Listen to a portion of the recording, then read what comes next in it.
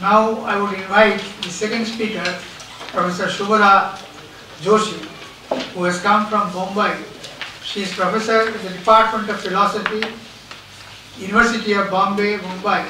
She has chosen to speak on a comparative study of education and religious thoughts of Swami Vivekananda and Lokmanya Balagangadhar Tilak, a well-known freedom fighter, social reformer and erudite scholar, all rolled in one.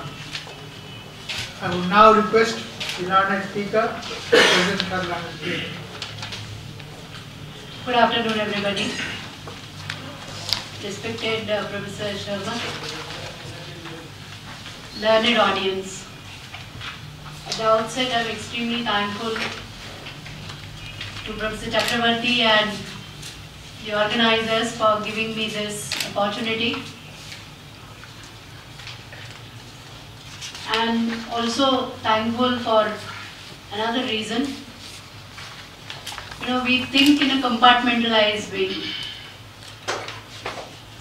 We were thinking about Gita Rahasya, teaching about Gita Rahasya to our students. We also were teaching about practical Vedanta to our students because I am a philosophy teacher. The similarity was vaguely there at the backdrop. I constantly was looking at Tilak as the freedom fighter and the nationalist leader, and Swamiji as more of a spiritual leader, having the canvas of entire humanity. Not that that is wrong, but with that thing I thought that what would be the similarity between the two. Of course differences are there, but I decided to think about the similarities first. And in this paper an attempt is made to focus more on similarities rather than differences. What I see is that Vivekananda's approach holistic, and then he starts with the holistic approach of Advaita Vedanta philosophy, and it's almost like the divinity coming down. So it's a larger circle which is the canvas.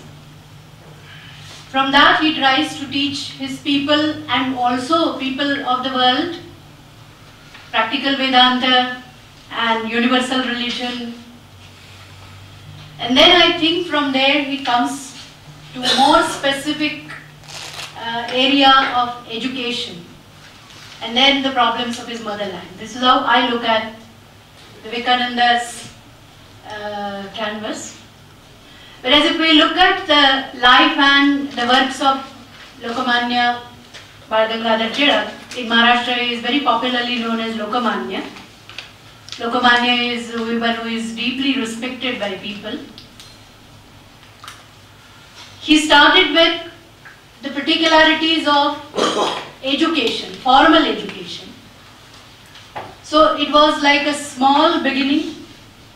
With that, he went on further to the greater part of it, addressing to his people and educating the masses on different issues through the print media and delivering lectures, writing both in Marathi and in English. And then towards the last phase of his life, in the imprisonment of Mandale, where the thoughts of the tradition, philosophy, his knowledge of Sanskrit, everything was there, his voracious reading, everything was there. He wrote his magnum opus Gita Rahasya, Karma Yoga, and he reached to the wider holistic approach. And then he said that Karma Yoga is beyond any caste, creed, color and nationality. With this, I have developed the paper. Both were troubled by conditions of enslaved India of 19th century. It was the beginning of British Raj. After the War of Independence of 1857, which was a failure, The Britishers wanted to demoralize and trivialize Indian people, and the instrument they used mainly was formal education. The aim of British education was mainly to create native sahibs. Records are available. Macaulay's records in the Bombay Gazettes are there. So many people have written about it. Macaulay very clearly had said no encouragement should be given to any type of education which will give Indians the sense of pride towards their history, culture, literature, philosophy, religion, etc. Attempts were made to teach superiority of the Western thoughts. This was the backdrop, very roughly. And of course there were responses and reactions both in Maharashtra and in Bengal. But I am not going into the details. So the two giants of India represent the 19th century roar of India for its awakening rise and fight against slavery, physical, mental and spiritual. For both Lokmanya as well as for Swamiji, the source of inspiration for their motherland was its spiritual philosophical treasure, and more specifically philosophy of Advaita Vedanta. Both had a conviction that rise of new India will have its roots in philosophy of Advaita Vedanta. Both reconstructed the philosophy of Advaita Vedanta to meet the challenges of the Indian society aspiring for its freedom, socio-cultural and politico-economical, as well as the overall transformation for better society and the quality living. The reconstruction emphasized its practical aspect, as Lokmanya focused on the path of action, Karma Yoga in his Gita Rahasya, and Swamiji highlighted practical Vedanta. But the difference is, for Lokmanya, political freedom was the birthright of every individual. Of course, at the backdrop was Advaita Vedanta. As Advaita Vedanta would declare that every man is born free, and therefore very boldly he declared that this is my birthright and I will obtain it, I will procure it. Swarajya ha mazha janma siddha hakka hai. That is, it's my birthright. And to me milvinats, that I definitely will procure it. I means my society, my people. And it is with this, if we look at the work which Tilak started, in a very brief way I will give say 5-6 lines about the life history of Tilak. He was born as the 4th child, the only boy in the family, as the first 3 were girls. There is a reason why I am mentioning this. His mother practiced penance and worshipped sun god.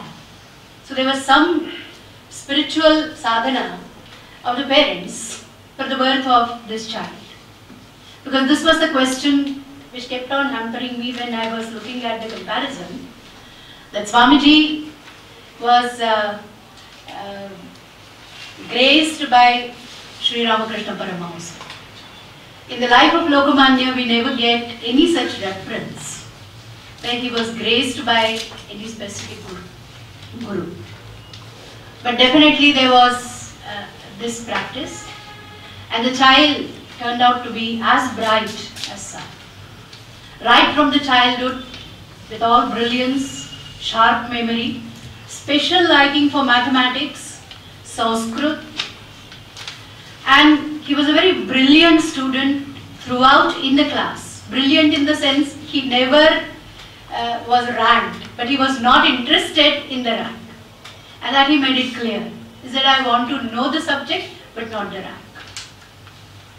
For his BA examination, he offered mathematics as his special subject.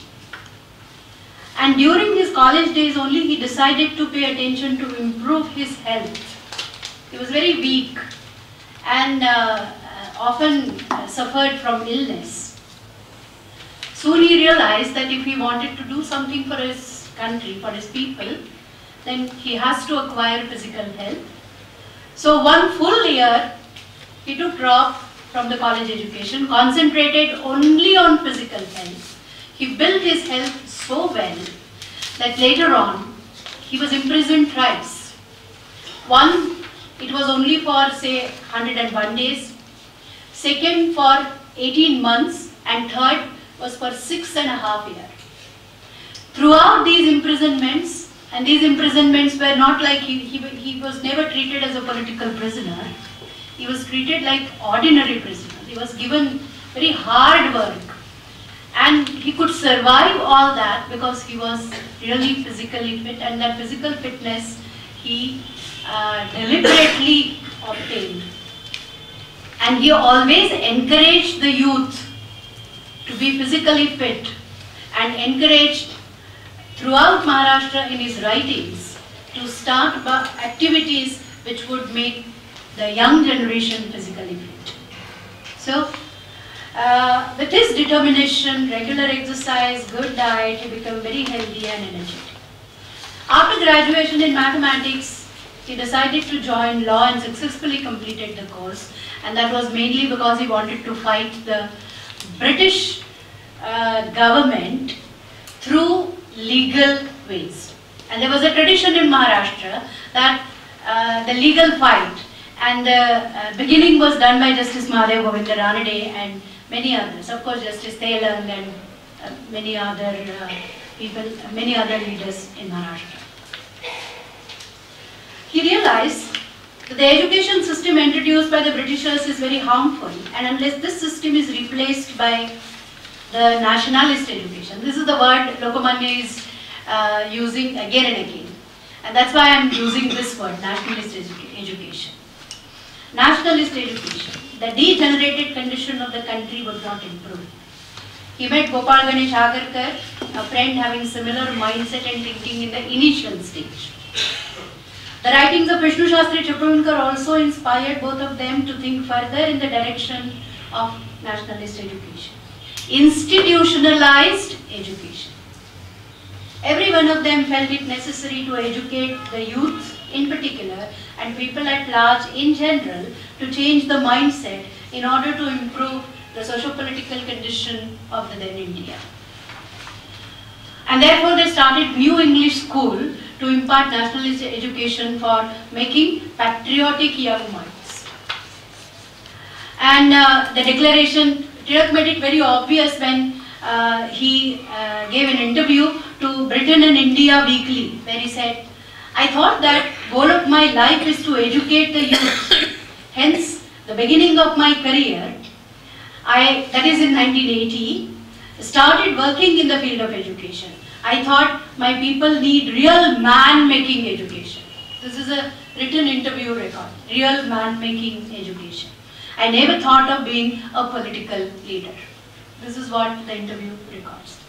For him, man-making education was instrumental for rebuilding character, value-based life, and he wanted young minds ready to work for the betterment of the society and the country. Like Swamiji, Lokmanya also thought that British education is not man-making, but making the youth feel inferior and negative about their own language, literature, culture and religion. While proclaiming the purpose of education of New English School, he declared, we believe that a nation that has not taken its education in its own hands cannot soon rise. And it was this thought that was prompted us to open the New English School, to quote complete. After starting New English School, and then the governing body for the institution was founded, and that was Deccan Education Society. It provided the firm constitutional base to the school. This was very significant because in Maharashtra then this movement started, and many schools started along with the governing body formed on the line of Deccan Education Society. And Tilak gave the formulation, the constitution, the rules and the regulations, which also were highly appreciated by then the education inspector of the Bombay presidency. Then started Fergusson College. Once again the purpose and motive behind these educational activities was declared. And I quote, we have undertaken this work of popular education with the firmest conviction and belief that of all agents of human civilization, education is the only one that brings about material, moral, religious regeneration of fallen countries and rise them up to the level of the most advanced nations by slow and peaceful education. Quote complete. There were differences of opinion between Agarkar and Tilak on several issues, and the main was whether it is the political freedom first or whether it is the social reform first. And there was a great debate in Maharashtra. I am not going into that because that would be a subject of another paper. What happened as a result is that Tilak decided to give up education field completely. He resigned the membership of Deccan Education Society. He soon realized that the awakening of India, inspiring the Indian minds for the progress, for teaching them self-respect, the media of formal institutionalized education is very limited. If society and people at large are to be covered, then it has to be a new way of reaching people through print media. Two newspapers, Kesari and Maratha, were launched, and they were earlier launched. Even before the drift took place between Tilak and Agarkar, both were running these newspapers. But what happened is, after the drift, Tilak owned the ownership of the paper and also became the editor of both the papers. And it was the loan of almost 7,000 rupees which Tilak accepted and decided to repay that. And Agarkar started a new newspaper, Sudarak. Here he started, the main program was to educate the people of Maharashtra as Kesari was in Marathi and entire India as Maratha was in English. About his idea of national education, he wrote in 1991 in one of the issues of Kesari that national education is that which satisfies the need and goals of a nation by making its men, women and children more and more knowledgeable and help in unity, the socio-political, economic development, material prosperity as well as its moral and spiritual elevation. While delivering the lectures at Barshi in 1908, he emphasized that national education will result into love for nation, patriotic sentiment, and at the same time it will make man a better person. This is because it is necessarily the religio-spiritual education which will give the confidence that with value-based, selfless love and action, every man may elevate oneself to the level of divinity. Swamiji also said, and I quote, "We have seen that our vigor, our strength, nay, our national life is in our religion. You are bound by it, and if you give it up, you are smashed to pieces. This is the life of our race that must be strengthened." The goal of Swamiji also was to transform the degenerated condition of his motherland by imparting education inclusive of Sanatana Dharma. And I'll just quote one in front of the learned scholars who know about philosophy. I'm not going to repeat about Swamiji. "My only desire is to awake this nation, the all-powerful, as if it has forgotten about its valor and power and has almost become unconscious. There is neither expression nor any movement on the part of thinking level of nation." This is my addition, not Swamiji, I'm reading in between. "If we are able to awaken it by the strong message of Sanatana Dharma, then I believe that coming of Sri Ramakrishna and we, his disciples, is a worthwhile phenomenon." Swamiji, while expressing his total disapproval for British education prevalent in India, once said, and I quote, "Present education is for making clerks. It makes Indians alien to their culture, religion. They don't have Shraddha, faith in their own legacy. And a nation that has no history of its own has nothing in this world." Both Lokmanya and Swamiji wanted the nation to be materially progressive, prosperous. Swamiji said it would be better if the people got a little technical education so that they might find work and earn their bread instead of crying for service. And the quote is complete. Lokmanya also was in support of vocational and professional education, creating the skilled technical assistants. In Kesari, 26th January 1904, he wrote one big article regarding vocational education as necessary to promote industries, trade, commerce, as well as encouraging Indian manufacturers. As he said that this will enable the country to utilize the raw material and produce finished products and not allow the Western countries, especially Great Britain, to plunder and exploit the wealth of India. He thought that is Lokmanya, thought that it is very essential to educate our people regarding the individual rights within a political system. And therefore, what he did is that during the famine in Maharashtra, and it was the famine of 1896, which was probably all over India, he wrote about the rules and regulations about the taxes, which the farmers have to pay, and in the emergency situations, how farmers can apply to the government asking for concession. And not only that, but he sent his people all over Maharashtra, especially in the district of Sholapur and Nagar, where the famine was very, very severe, and made people conduct what we call these days the workshops for the farmers, made them understand the rules and regulations and how to argue with the British government and to fight for the rights.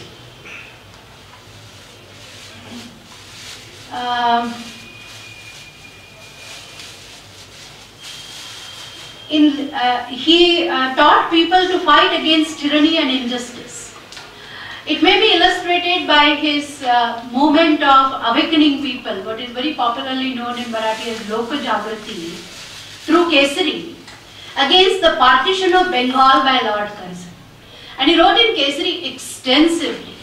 And this he looked not as a problem of Bengal, but he thought that this is a very severe problem hampering our national pride. And he gave his people 4-point program in order to protest the partition of Bengal, and that was Swadeshi, Boycott, National Education and Swaraj. For him, national education as Yoga Karmasu Kaushalam implied highest level of concentration, excellence, sacrifice, truthfulness, courage and valor. He himself was extremely courageous, and he never said something in an ambiguous way. He was very, very straightforward. Whether he was dealing with the British government or whether he was dealing with his own people, he was very straightforward, and he was extremely courageous person. Same as man making and character building education of Swamiji, he also gave importance that education which has a value base. For him, the knowledge was a power and also liberated. Ya Vidya Sa Vimuktaye. And this is accepted as a motto of University of Pune, and also part of the university, that is Tirak Maharashtra Vidyapeeth, which is started in the name of Tirak. Sri Aurobindo has evaluated Lokmanya's contribution and his 3 imprisonments and the turns which had taken in his life after 3 imprisonments very nicely. According to Sri Aurobindo, every imprisonment brought a turning point in the life of Tirak. After the first one at Dongri, he detached himself completely from the work of Deccan Education Society. The second important phase of his life began here when he accepted the ownership of 2 of his newspapers and started writing on socio-political, economic and religious issues. The second imprisonment was in 1897 for 11 months. He was convicted but later on released. The conviction was that he participated in the murder of Rand, who then was the British officer during that plague epidemic. And Sri Aurobindo wrote about it, and I quote, "The second period of Mr. Tilak's labor for his country culminated in a longer and harsher imprisonment, which was as it were the second seal of the divine hand upon his work, for there can be no diviner seal than suffering for a cause. It is during this period he prepared the draft of his famous book, The Arctic Home in Vedas. You know, he was in the prison. He was not at peace. It was a hard labor, and still he could prepare a draft of Arctic Home in Vedas. It was the role of a trusted and accredited leader of conservative and religious India in the path of democratic politics. I am still quoting Sri Aurobindo. It was this position which enabled him to effect the union of the new political spirit with the tradition and the sentiment of the historic past of both, with ineradicable religious temperament of the people, of which the festivals like Ganesh and Shivaji were the symbols. He started these two festivals, the Ganesh festival, which is still extremely popular in Maharashtra and doing the work of social awakening, and also the festival of Shivaji. The seeds were sown by writings of Justice Mahadev Govinda Ranade when he wrote The Rise of Maratha Power. And his elaborate introduction to Rise of Maratha Power, which took a very critical survey of the medieval history and the contribution of the saints in Maharashtra and making of Shivaji and contribution of Shivaji. Probably, one doesn't know, but probably Tilak was influenced, because he was deeply influenced. Even though he politically opposed Justice Ranade, he knew the brilliance and the genius and the caliber of Ranade. After his death, he wrote the editorial. The title of the editorial was Sarvajñas Sahi Madhavaha. You know, those who know Sanskrit, Sarvajñas Sahi Madhavaha is that who has written on Sarvadarshan Sangraha. He compared and he said Sarvajñas Sahi Madhavaha. So, again I quote Sri Aurobindo, the quote is not complete. With these he elaborated to bring in mass of people the greatness of the past, to infuse Indian politics with Indian religious fervor and spirituality. He saw these are indispensable conditions for a great, powerful political awakening in India. The religious thoughts of Advaita Vedanta came in the book from during his imprisonment at Pandali. For his people, he gave the message of Gita, which could work very effective mantra to provide strength, vigor, that is Shakti, for his people.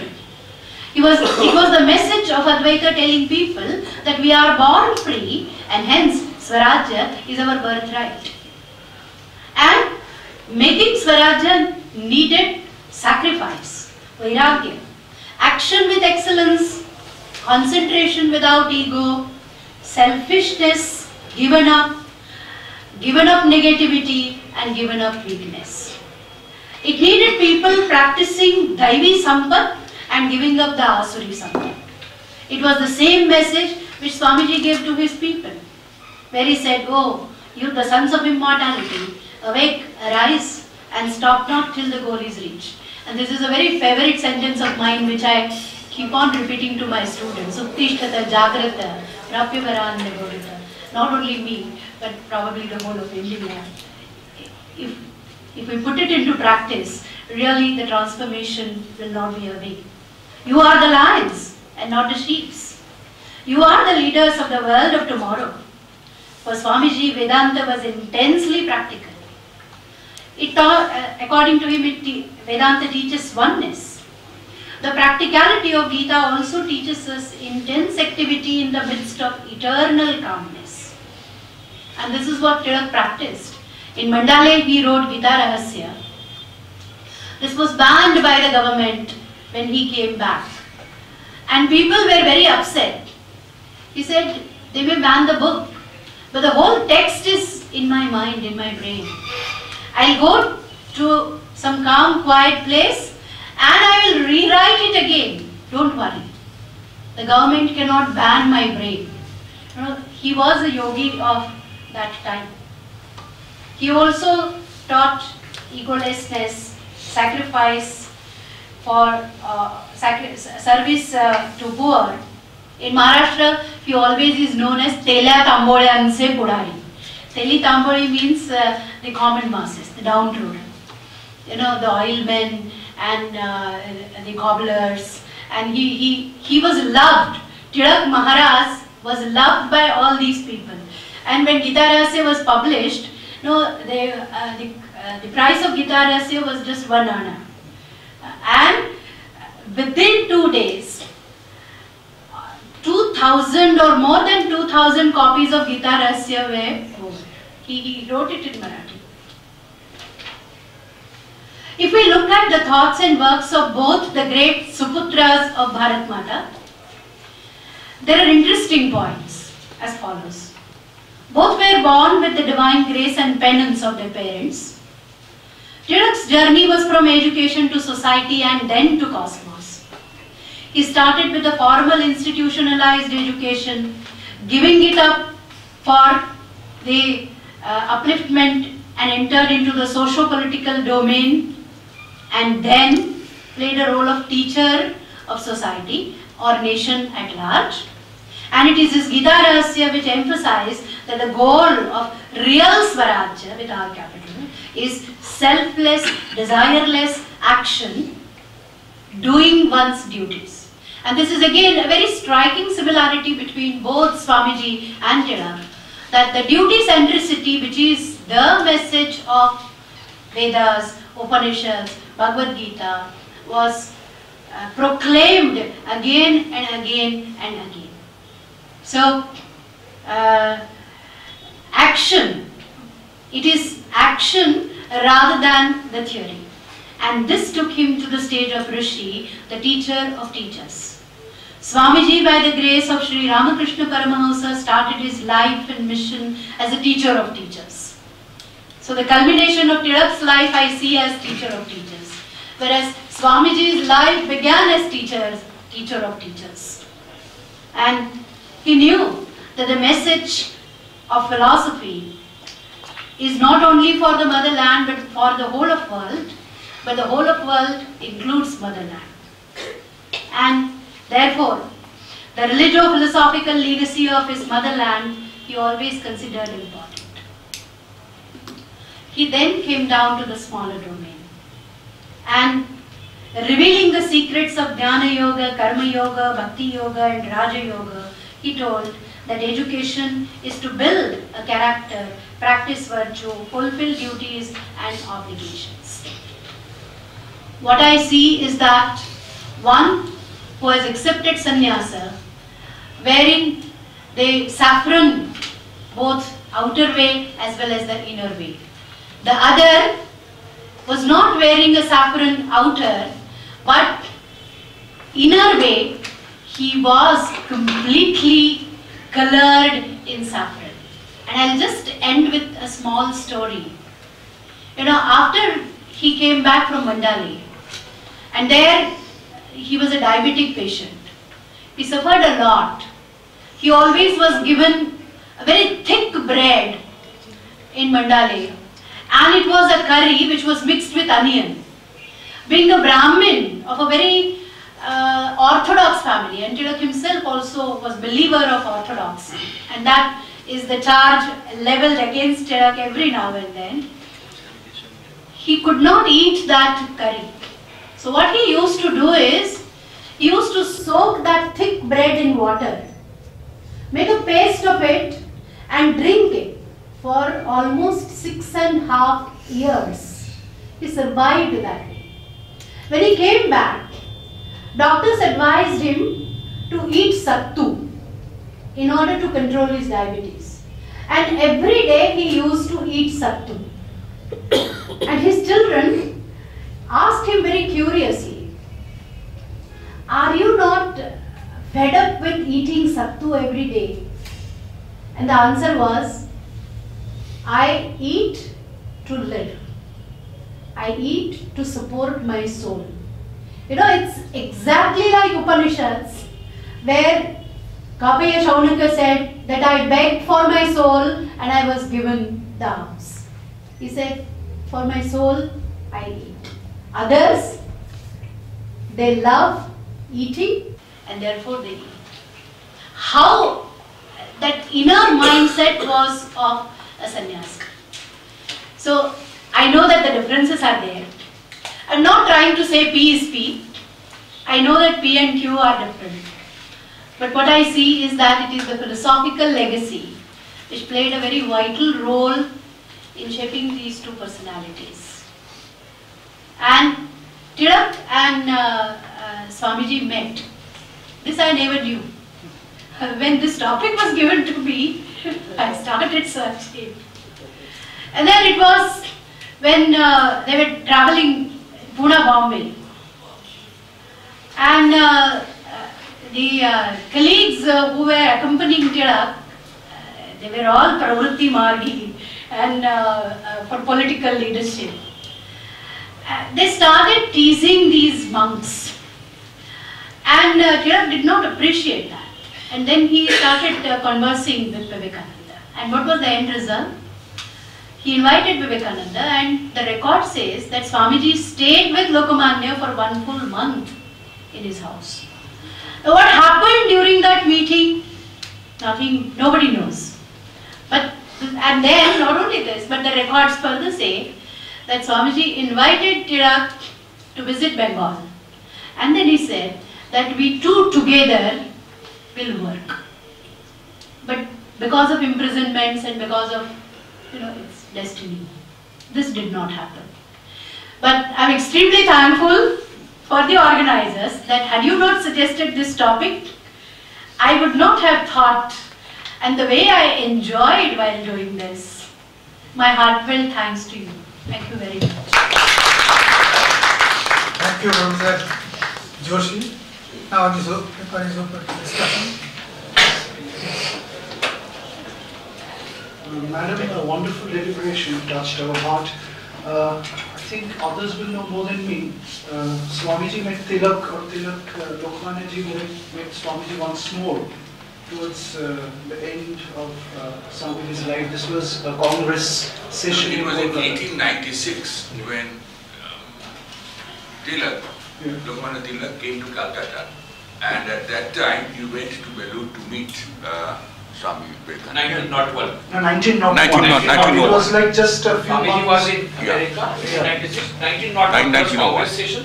Gandhiji also came to meet. But I've never found any account of what happened. Yeah, the most important thing which we know is that there was a very important discussion of opening up. Swamiji had two of many objectives, or say goals. Two were to have an independent institution for the women, which is... There is a record of the discussion. Yeah. And the second thing is to have an independent system which will invoke upon an independent system of education of India based on the Vedic religious idols. This was one of Swamiji's dreams. And an interesting discussion, an interesting statement Swamiji said, told Tilak, one is not respected in one's own land. Better you come to Bengal and I go to Maharashtra, we'll be more accepted. Yeah, that one is So this is 1901. Thank you for your input. Yes. Professor Joshi, I have a question, which is which has been worrying me a little. Recently, I read a book by one lady, Dr. Parimala Rao, which is on Lokmanya Tilak's political thoughts, and based on her work on research into Kesari and Maratha and so on, she has argued that although in other respects Lokmanya had very progressive views towards women's education in particular, he was very, he took a very adverse position, Pandita Ramabai, etc. What do you think of this? It's a potential controversy. What is your view on this? I would like to know. Thanks for the question. I was anticipating any such type of question. I've deliberately not touched upon that. I mentioned it in my paper that there was a controversy over the issues between Gopal Ganesh Agarkar and Lokmanya Tilak. The whole issue started with the consent bill, age of marriage, and the consent bill on the age of marriage.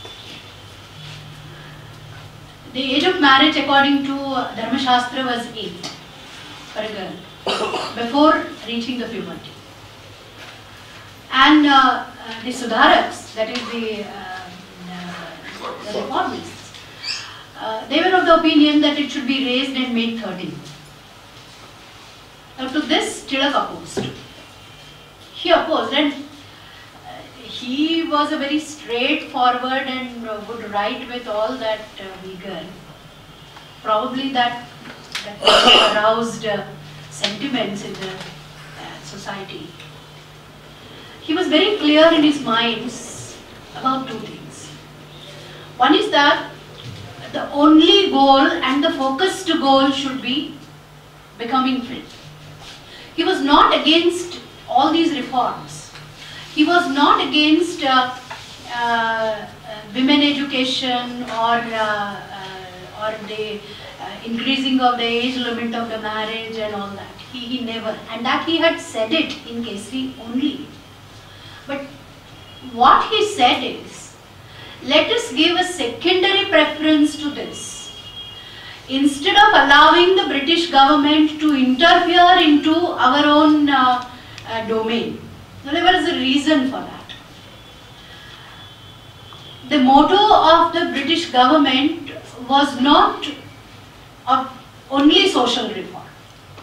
At the same time, it was also to trivialize the tradition, belittling these people, telling them that you are savages, you are barbarians, you don't have culture, and the practices like sati and the conditions of widows and provided ample room for the British government also to say it. And if you see the early writings of the Christian missionaries in Maharashtra, because prior to 1857, missionaries were given free hand in Maharashtra to spread Christianity, and they wrote very critically and vehemently against all these, they were stigma and dogma, no doubt about it. Now, the group of people who wanted to cover the lost ground was very difficult for them. They tried to do it saying that our Shastras are different and this is the wrong interpretation of the Shastras. That was one time. Another effort was done by even Justice Mahadev Govinda Ranade. When he tried to reinterpret and restructure, and he said, I am not a revivalist, and tried to interpret the Shastras. He also was not with the British government completely supporting this. And Tilak was dead against it. He said, we are not allowing the British government to poke the nose in this matter. We will do it, but we will do it ourselves when we become free. Let us not divide ourselves, because this is the British policy. That they want to teach us, they want to tell us that we are civilizationally and culturally better. And therefore you follow us. And they are very happy if we get divided. And Tilak suffered a lot because of this particular debate. But he never gave up the ground. And for that he was severely criticized. But he very clearly stated in Kesari that increasing the age even by 13 will not be of a help.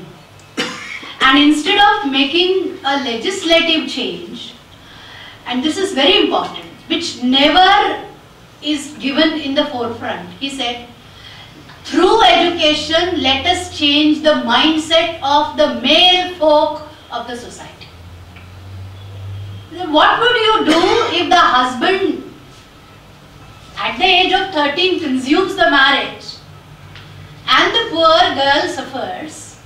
How are you going to protect even by law? And therefore the best thing is, but at a later stage. No. It is very difficult to say whether he was right or whether he was wrong. And